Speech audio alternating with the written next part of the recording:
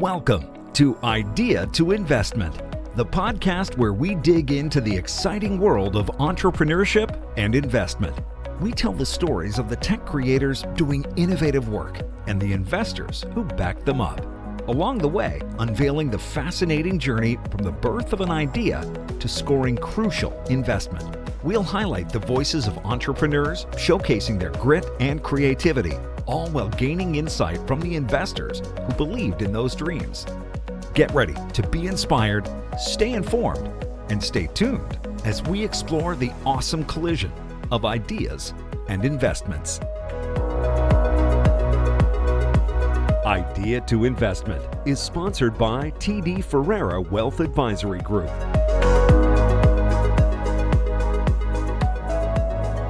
My name is Stephanie Curcio. I'm the CEO and co-founder of NLPatent. I'm Shelley Kuipers, co-founder and co-CEO of The51. Well, thank you both for giving me your time. Certainly do appreciate it. And we always like to start Idea to Investment with a pitch. So Stephanie, maybe give us the pitch for NLPatent. Of course, NLPatent is an AI-based patent research platform. So I am a patent lawyer, and as a patent lawyer, I was required to search copious amounts of patent data. And it sounds simple to do using keywords, but it's actually very difficult because there's about a million ways you can describe the same very basic technology. So what we designed is a system that it uses artificial intelligence to understand the patent language that is very difficult for a regular person to think of every single synonym. So all you have to do in our system is describe an invention in one way using natural language. And our AI system searches 121 million patents in 30 milliseconds and generates a list of results that are conceptually similar to that invention. So rather than focusing on the keywords, it understands the underlying concept of what the invention actually is and generates a list of patents that's similar to that thing. Of course, the system is very intelligent, so it learns from you as you interact with the patent results, and it talks to you, so it explains to you why certain results are generated. So it removes the black box that's inherent in some other AI systems. So Shelley, let's get, first of all, your reaction to that pitch, and maybe what is it, or what was it about that pitch that did get you excited about NLPatent?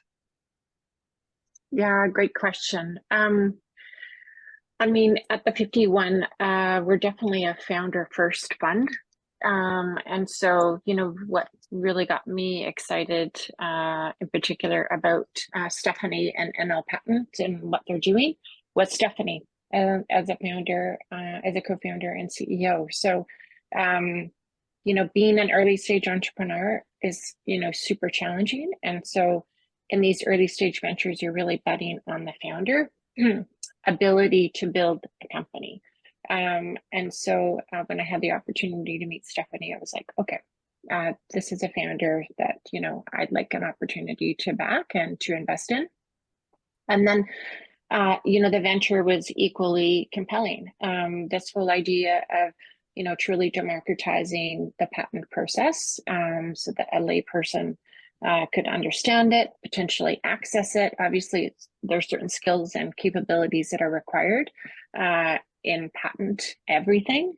But we were really intrigued with this whole idea of taking what would be a traditional, very opaque, very obtuse process and democratizing it and creating a platform and leveraging machine learning and AI to build it. So yeah, so those are. Shelley, it sounds like, you're talking about as a founder first fund, more like you're investing in the person, right? It's got to be the right fit with that founder. Is that what you mean when you say a founder first fund? Yeah, absolutely. And, there's lots of cliches in venture. It's like, people always say they're a founder first fund. But I would just reiterate, because we're investing in companies at a pre-seed, seed stage, so really early, there might not be revenue yet. We like to see the demonstration of commercialization in order to make an investment. But again, we are investing in the founder's ability to navigate building a company and being successful. So yeah, so that's why it's really important that we assess the founder. Okay, well then let's assess that founder. Stephanie, what is it about your past? Let's talk about your origin story. And what do you think, what is it that makes you so attractive to a funder? So my background is working with patents. I am an intellectual property lawyer. I had a practice that was focused primarily on helping clients get patents on their inventions. I've been part of invention discovery calls. I know how inventors talk about the invention and how a lawyer has to then sort of translate that into like patentees, which is a whole nother language, and then put that into a patent document and then argue with the patent office to convince them that the inventor should get a patent on this invention. And the inventor often comes to the patent lawyer with this sort of, narrow invention. Like I invented, a box for AirPods. But really, what else could it do? How much bigger could it be? So that invention discovery is a very arduous process because the patent lawyer has to sort of convince or sort of coax the invention out of the inventor's head and has to then translate it into completely different terminology that the inventor is not familiar with. So this like push and pull dynamic is really interesting to me. And there's definitely like a chasm between the researchers and the lawyers, and being able to leverage technology to bridge that gap is really interesting to me. And I don't have a background in AI. My background is actually in science. I studied neuroscience and I worked in a neuroscience research lab before I went to law school. So when I was introduced to AI from a friend, I was taken by this idea of how AI can be applied in so many different facets of life. And this was at the very, very early stages of when AI technologies, language-based AI technologies, started to become commercially useful. I could not have foreseen at the time just how much it would change the world, nor can I look into the future and really tell how much it will continue to change the world. However, I do know that we're at the right place at the right time, solving a real problem. Absolutely. Maybe give us an idea of just how well you're solving this problem. So a typical patent search pre-NLPatent, how long would that take? And versus, what's the process like within NLPatent? So I alluded towards this a little bit in my, 30-second pitch, but basically what a patent search would entail is trying to think of every single possible synonym for, very broad general concepts, literally since the beginning of time, to describe some technology. And you have to be able to create this very complex Boolean query that would encompass all of these alternative words to describe the same thing. Otherwise, you would risk missing something extremely important. And technology changes over time, of course, and the terms we use to describe technology evolve rapidly. So something that I might use today to describe a simple thing is not something somebody would use 5 years ago, nor will it be what somebody uses 5 years from now. So having all of these factors creates a very difficult problem. And what you would do and what would happen when you create this complex Boolean query is you end up with either a very broad search result set that would capture terms applied in the wrong context, or you would have a very narrow subset of results that have all of these possible terms and terminology, but you could miss something extremely relevant to the search results. So this process is imperfect in its very existence, and it ends up taking you hours and hours and hours of sifting through pages of irrelevant results, arriving at a questionable set of results at the end. And so you're never really finished. You never really know if you've captured everything. And it's not enough to find, a couple of, similar references. You have to really find an exhaustive list to be sure that you've done a thorough patent search. So the process, to answer your question, would take like 5, 6, 10 hours. And even then you're like, am I really done? Right. Using NLPatent, you let the AI kind of like do the work for you. So we've built this like lovely iterative process. So you don't just put in an input and get an output and, away you go. Instead, you're constantly working with the AI system, feeding it more information, emphasizing certain features of the invention that you wanted to focus on. And the system learns from you, and it continuously pushes better, more relevant results to your attention. So you're never having to go to page 25 of the search results. Instead, you let the AI do that for you. So using NLPatent, we hear from our clients, they're able to do a very effective, thorough search in a matter of 30 minutes to an hour, which is remarkable considering how long it would take originally. And they're much more confident in the set of results because, again, we're not restricting or limiting based on keyword matches. So clearly, very early on, you saw the potential for this, but at what point during the process did you think, okay, this is going to be something that I will certainly need to find outside funding for? At what point in the process did you start looking for funding? It's a great question. So we have sort of a unique story that Shelley, of course, knows all about. So I got started with a previous co-founder on this business, and it was actually his idea. He had background in AI, and when I saw what AI could do, it was like, all right, this is obviously the future. I want to get on board and create a company. So we got started, got some early traction, took it to a certain point, and then a number of different factors, not least of which is COVID's effect on people and their lives. My previous co-founder decided that he wanted to exit the business. And so at that time, I was like, I'm not done with this business. So I somehow managed to find a way to buy him out of the business and bring in a new co-founder, James, who is wonderful. He's our CTO. And we looked under the hood and we saw, all right, what do we have now? What can we build? Where can we go with this? And at the time, the machine learning community was talking about large language models being the future. And this was 2021. And I want to emphasize 2021 was not the year that ChatGPT, changed people's perception of a large language model. So it wasn't obvious. It wasn't an obvious choice to make a bet on large language models, but we did. And through a lot of hard work, tons of engineering effort, we completely rebuilt the product and relaunched it and relaunched it, I guess, midway through 2022.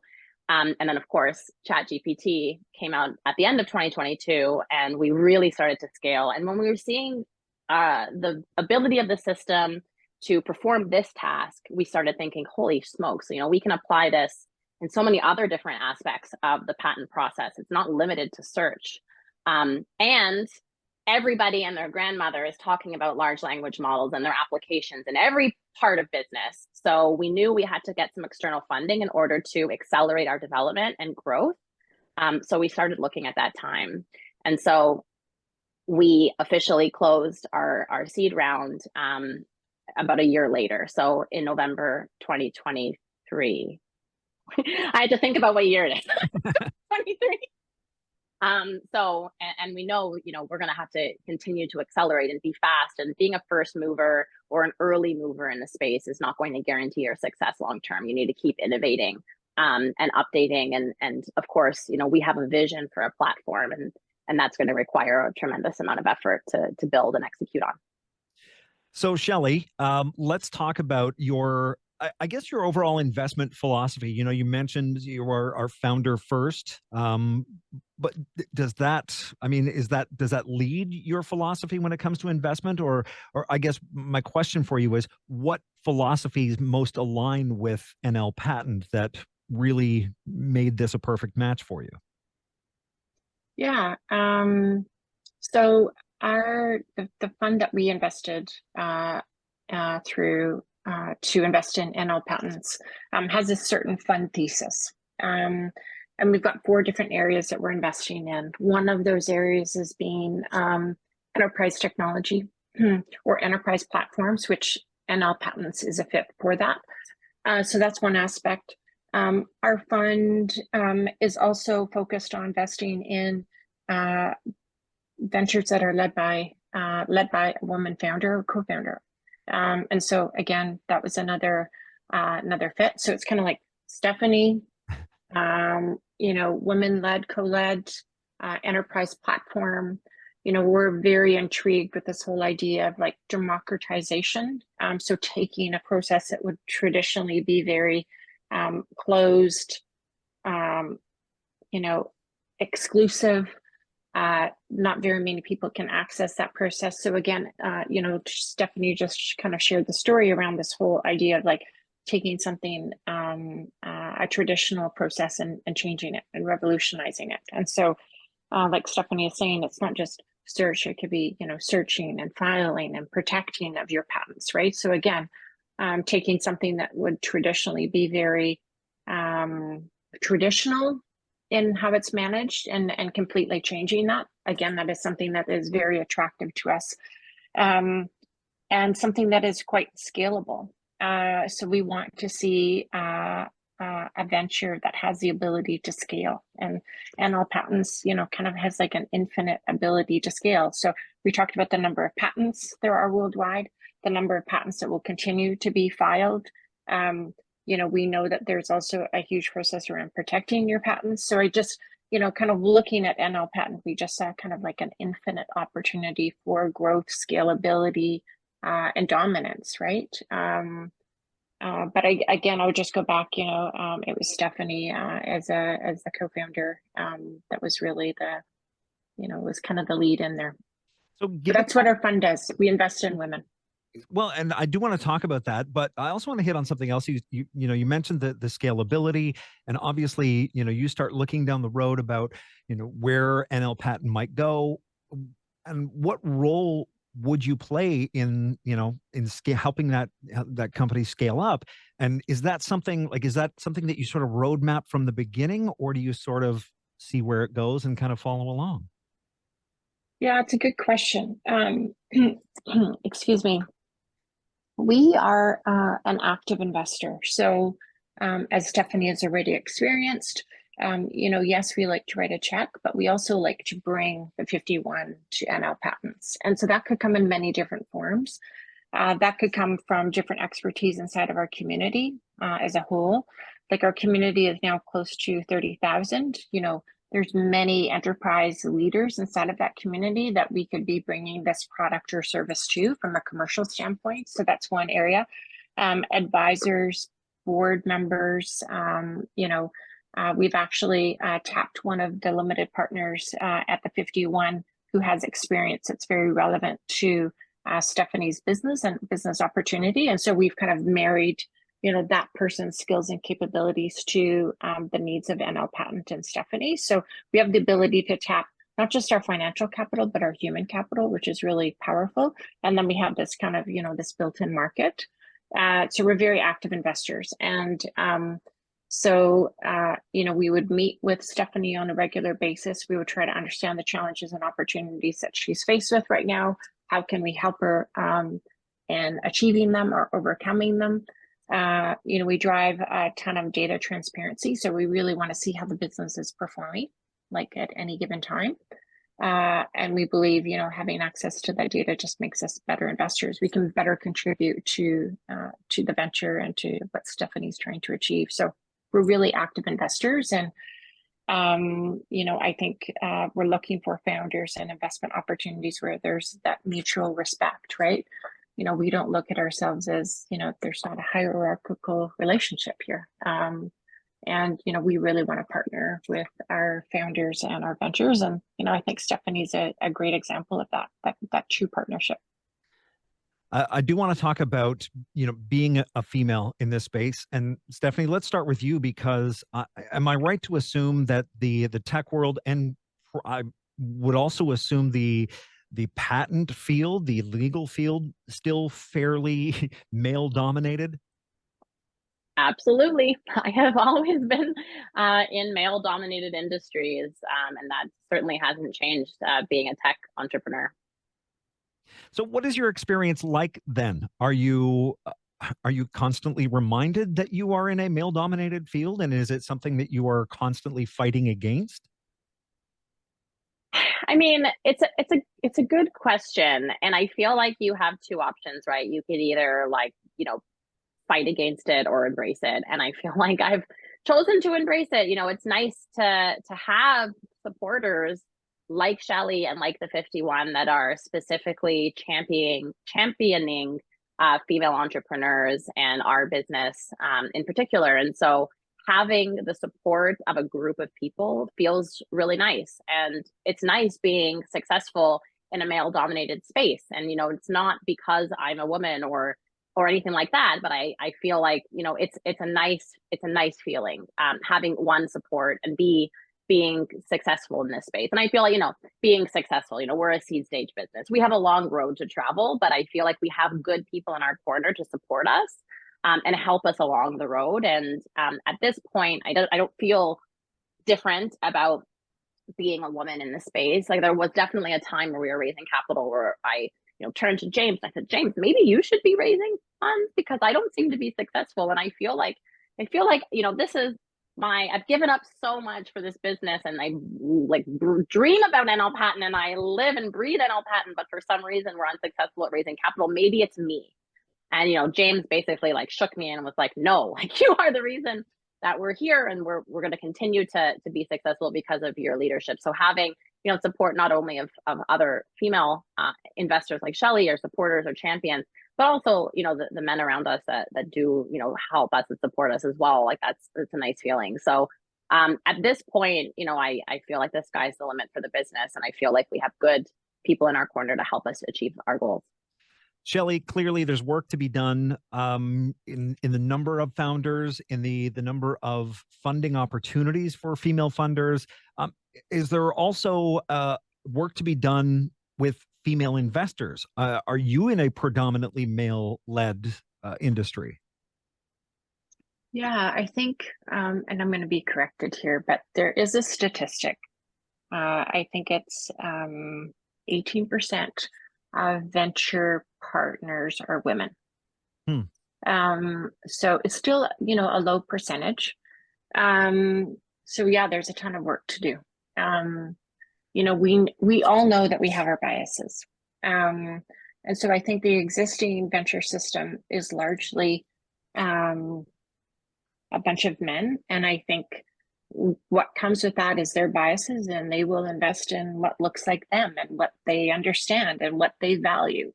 And so again, with the 51, you know, we didn't come to market in 2019 complaining about it. You know, one of my co-founders is a tech founder. I myself was a tech founder. You know, we both have been doing early stage investing. You know, our other co-founders came from corporate venture. You know, we said, I'm not going to complain about this.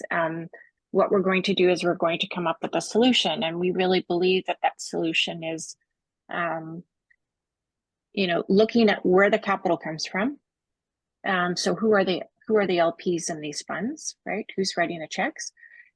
Looking at the decision-making framework around that capital. So who's making the capital allocation decisions? And then who are we investing in? And so we sought to change all three of those. So explicitly asking women to write checks. We have an all-women team doing the capital deployment, and we're investing in women. And so we see it as like an add, not an or. And that's been our philosophy from the start. And, you know, we collaborate with funds that are, you know, largely led and dominated by our male counterparts. And that's great. We collaborate with them on investing.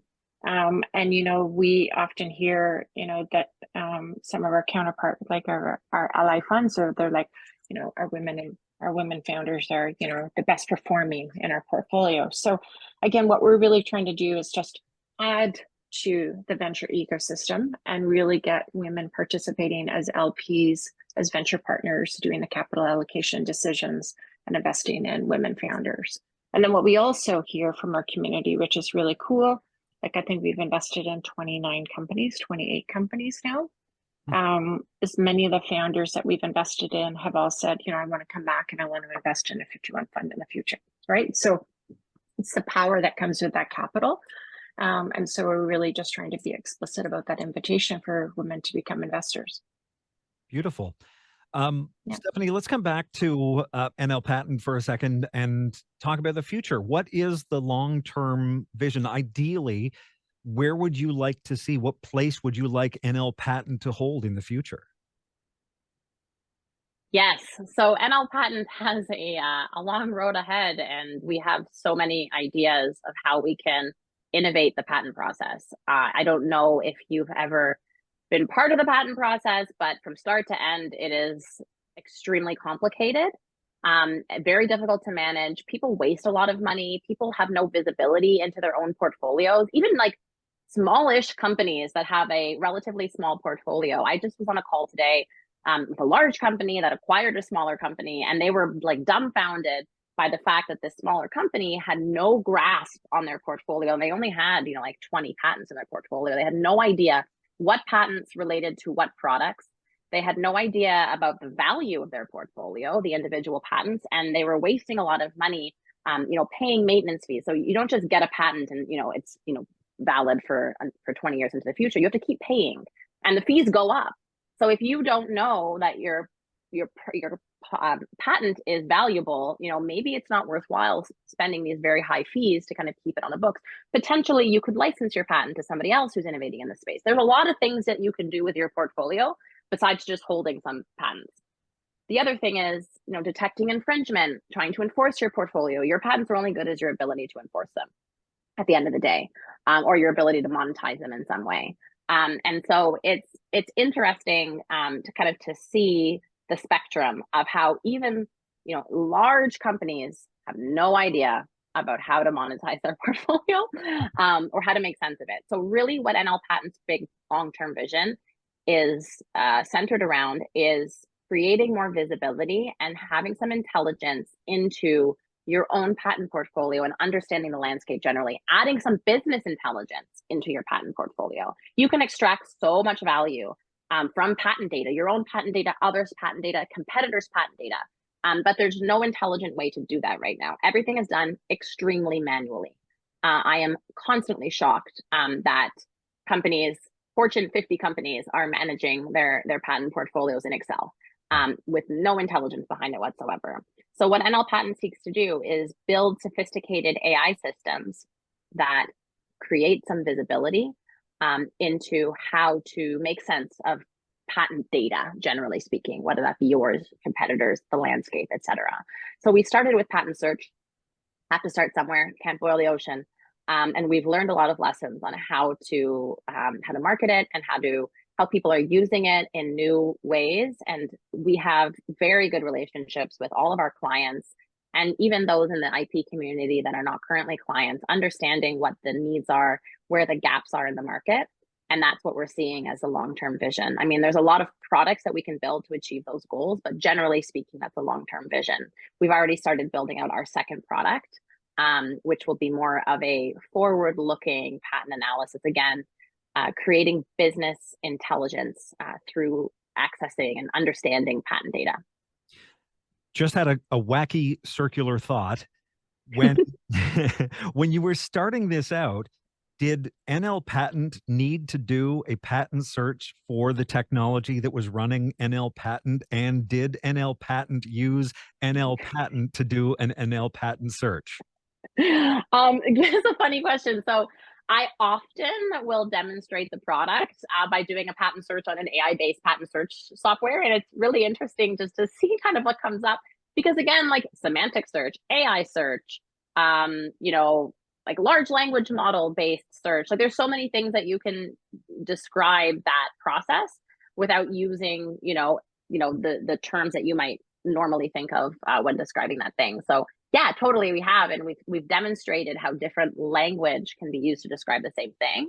Of course, it's a very new technology, and so we're seeing more patents being published, and we're actually in the process of filing our own patents. So stay tuned on that, and I'll be able to share a little bit more about our secret sauce once that's done. Love that. I love that the answer was yes to that question too. It was beautiful. We do like to wrap the podcast up with another kind of goofy question, and I'll ask both of you this question. If you had the ability to time travel and go back, and Shelley, I'll start with you. If you could go back in time to when Stephanie was just starting out with NLPatent, and if you could transport yourself back to the very beginning, what piece of advice would you give Stephanie that might make it easier? Yeah, it's a good question. I think, probably goes back to Stephanie's comments earlier around, going out and doing the fundraise, and finding that really challenging. So I think as women, when we go out to fundraise, we need to realize how challenging that process is for anybody. Like, it's super challenging. Like, I don't know the statistics of, the number of ventures that go out for funding and the number of ventures that actually receive funding. It's got to be like super small. So I think the process is extremely challenging. And making sure that you're not personalizing that process, I think, is super important. And really just staying with who you are, right? Because again, I will go back to my earliest comments. Those investors are investing in you. So, you are almost, kind of like selling you more than, having a well thought out idea. So that would probably be my advice to Stephanie, is just like, just be in your superpower. Yeah, I think that's fantastic advice. Stephanie, for you, and not even necessarily when it comes to seeking financing, but the entire process of bringing NLPatent to fruition, what would you tell slightly younger Stephanie? Oh gosh. It would have to be centered around recognizing my own worth and my own value. I wouldn't say, being in a male dominated space or male industry. I don't think it's that. It's just being sort of unsure of my worth and my value, and just sort of like rolling with things a little bit too cavalier in the beginning, and not fighting for myself would have solved a lot of problems.